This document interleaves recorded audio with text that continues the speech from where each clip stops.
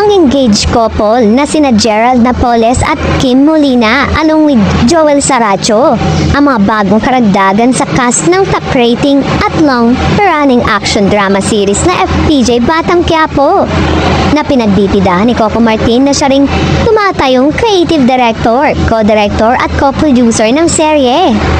It was only last month na ma-engage sina Gerald at Kim matapos ang kanilang mahigit 10 taong relasyon. Marami man ang humaalma sa mga kamakailan na pangyayari sa serye ni Coco Martin.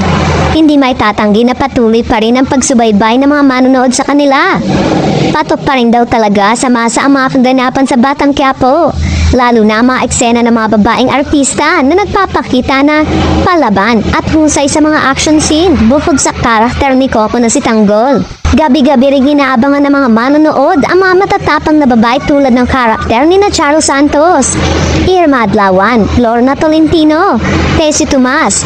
Hindi rin may kapaila ang naging kontribusyon ni Jacqueline Jose, Lovie Po at Ivana Alawi.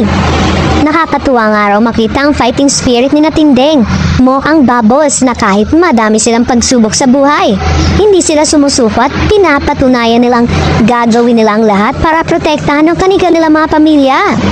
Say na mga susugid na viewers, bukod sa pinapakitang magagandang katangian ang mga babaeng karakter, may mga lalaking karakter din naman daw na nawawala sa serye at ginagawang relatable kasi ang kwento sa malawak na audience.